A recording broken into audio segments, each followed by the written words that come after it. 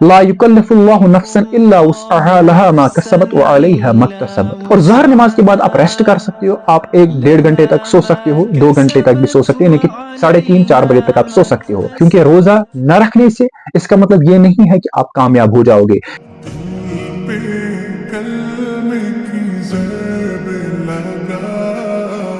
Assalamu alaikum dear students, hope you all are good and I'm also good by the grace of Almighty Allah. I once again welcome you all on my YouTube channel. मुझे पता है पढ़ाई के साथ साथ आपको बहुत सारी चीजों का ख्याल रखना पड़ता है, यानी कि खाली एग्जाम के लिए प्रिपेयर ही नहीं करना होता है, बल्कि बहुत सारी मुश्किलात आपको आती है। और इसी ज़िमन में आज मैं आपके लिए एक बहुत ही इंपॉर्टेंट वीडियो लाया हूं, चाहे आप क्लास 10th में हो, 11th में हो या 12th में हो, और कोई भी स्ट्रीम आपको क्यों ना हो, इवन कि ये नीट और जेईई स्टूडेंट्स के लिए भी जरूरी वीडियो है। तो इस वीडियो के अंदर हम बात करेंगे रमजान और एग्जाम्स के मुतालिक। आज आपके एग्जाम चल रहे हैं रमजान के अंदर, और रमजान के अंदर आपको रोजा रखना होता है। और बहुत सारे स्टूडेंट्स ये शिकायत करते हैं, मैक्सिमम स्टूडेंट्स वो कहते हैं रमजान हमारे लिए नाउज़ुबिल्लाह एक बर्डन की तरह आ गया। नंबर सेकंड, वो शिकायत ये करते हैं कि हम रोजा नहीं रखेंगे और जिसकी वजह से हम ज्यादा स्टडी कर पाएंगे और हमें अपना एक्सपेक्टेड स्कोर मिल जाएगा। आप में से बहुत सारे ऐसा सोच रहे होंगे कि हम रोजा नहीं रखेंगे क्योंकि एग्जाम से हमारे। नंबर थर्ड बात वो ये है कि जो हमारे पास टाइम है वो किस तरीके से मैनेज हम करें, यानी कि जिसको आप सिंपली कह सकते हो टाइम मैनेजमेंट इस रमजान के अंदर। और नंबर लास्ट थिंग जो स्टूडेंट्स यूजुअली अपना शिकायत दरपेश करते हैं, यानी कि लेजीनेस और नो एनर्जी, क्योंकि रमजान के अंदर थकावट होती है जिसकी वजह से वो परेशान रहते हैं कि हम किस तरीके से स्टडी करें। तो ये सारे जो सवालात मैंने आपके सामने यहाँ पे रखे, इन सारे सवालात को इस वीडियो के अंदर हम जवाब देने की कोशिश करेंगे, और इंशाअल्लाह ताला मैं उम्मीद करूंगा कि आपको इस वीडियो से बहुत ज्यादा फायदा आ जाएगा। और हाँ, ये भी मैं आपसे चाहूंगा कि आप इस वीडियो को अपने दोस्तों के साथ शेयर करिए ताकि उनको भी जो फायदा आए इस वीडियो से, यानी कि वो भी फैज़याब हो जाए। तो let's rush into the video with beautiful starting. बिस्मिल्लाहिर्रहमानिर्रहीम। तो सबसे पहली बात जो मैं आपको बताना चाहता हूँ वो ये है कि जो कहते हैं कि रमजान हमारे लिए एक बर्डन आ गया, या आप कह सकते हो हमारे लिए एक मुसीबत आ गया। हदीस में हमारे प्यारे नबी सल्लल्लाहु अलैहि वसल्लम ने मेंशन किया है कि जो बंदा रमजान को एक मुसीबत समझ लेना कि वो काफिर है, यानी कि वो इस्लाम से खारिज हो गए, उसको कलमा नए से पढ़ना है। यानी कि आप ये नहीं कह सकते हो कि अब मैं क्या करूं, रमजान आ गया, ये मेरे लिए मुसीबत आ गया, यानी कि आपको ये अल्फाज नहीं दोहराने हैं। नंबर सेकंड चीज मैं आपको बताऊंगा, आप कहते हो कि हम रोजा नहीं रखेंगे सच दैट हम ज्यादा पढ़ पाएंगे और हम ज्यादा मार्क्स लाएंगे। तो मैं आपको बताऊंगा आप कितना भी पढ़ लीजिए, यानी कि आप कितनी भी मेहनत कर लीजिए, लास्ट में जो फल होता है वो सब कुछ अल्लाह तक होता है, वो सब कुछ खुदा तक होता है। यानी कि आपका मेहनत का जो नतीजा है, आपकी कामयाबी का जो राज है, वो खाली अल्लाह के पास होता है और वही उस राज को जाहिर करना जानता है।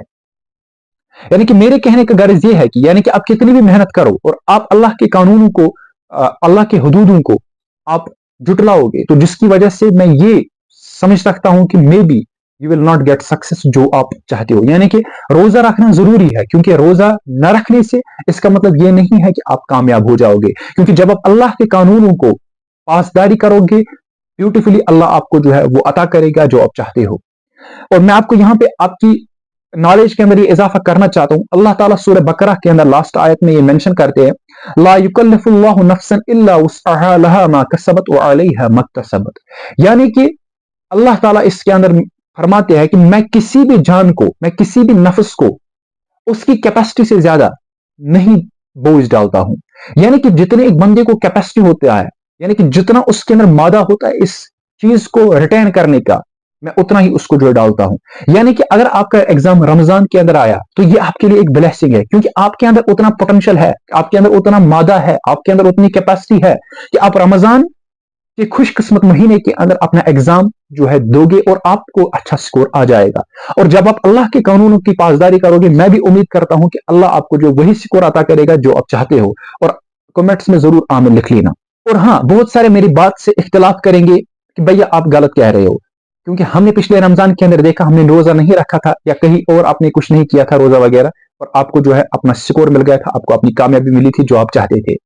भाई मैं आपको कहूंगा, शायद ये एक हदीस है कि ये जो दुनिया है ये मोमिन के लिए, जो असल मुसलमान होता है उसके लिए एक जहन्नम की मानद है, और जो एक बेईमान होता है, जो एक डिसबिलीवर होता है, उसके लिए ये जो दुनिया है वो एक जन्नत की मानद है।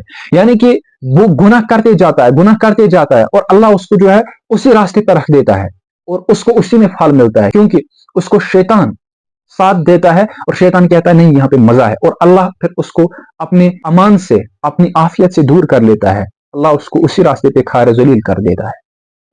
तो मैं आपको कहना चाहता हूं, आपके अंदर ये मोटिवेशन आनी चाहिए कि रमजान मेरे लिए एक ब्लेसिंग है, मेरे लिए एक फायदामंद साबित होगा, इंशाअल्लाह ताला मुझे एक्सपेक्टेड स्कोर मिल जाएगा। लेकिन मसला ये है कि टाइम को हम किस तरीके से मैनेज करें।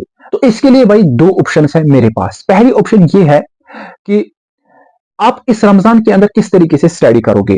तो भाई साहब सबसे पहली बात यह है कि आप अफ्तार के बाद यानी कि तरावी के बाद जल्दी सोने की कोशिश करोगे, और सुबह जब आप सहरी के टाइम उठोगे, सहरी के बाद आपको नहीं सोना है, और सोना जब नहीं होगा आपको तो फिर आप पढ़ लीजिए लगभग ज़ोहर नमाज तक अप टू 1 PM, और ज़ोहर नमाज के बाद आप रेस्ट कर सकते हो, आप 1-1.5 घंटे तक सो सकते हो, 2 घंटे तक भी सो सकते हो, यानी कि 3:30-4 बजे तक आप सो सकते हो, और उसके बाद आप अफ्तार तक फिर से स्टडी कर सकते हो। और अफ्तार के बाद अगर आपके पास कुछ रह जाता है तो आप उसको पढ़ लीजिए, वरना आप इबादत करने की कोशिश करिए, तलावत करिए, जिक्र अज़कार करिए और तरावी की तैयारियां कर ले, और फिर सोने की जल्दी कोशिश करना। और ये एक ऐसा वे है जिससे आप कम से कम 8-9 घंटे दिन के अंदर पढ़ सकते हो, और फ्रूटफुल आपके लिए जो है ये माह रमजान साबित हो जाएगा। और दूसरी ऑप्शन मेरे पास ये है कि बहुत सारे स्टूडेंट्स लेट स्टडी करना प्रेफर करते हैं, तो उनके लिए बेहतर ये है कि वो तरावी के बाद कम से कम लगभग 1-2 बजे तक पढ़ लेंगे रात को, और सुबह जब सहरी करने उठेंगे, सहरी के बाद वो सो जाएंगे, जब तक उनका मन करेगा 9 बजे तक 10 बजे तक वो सो सकते हैं, और सोने के बाद वो फुल डे अपना जो स्टडी पे लगा सकते हैं, क्योंकि उनका जो है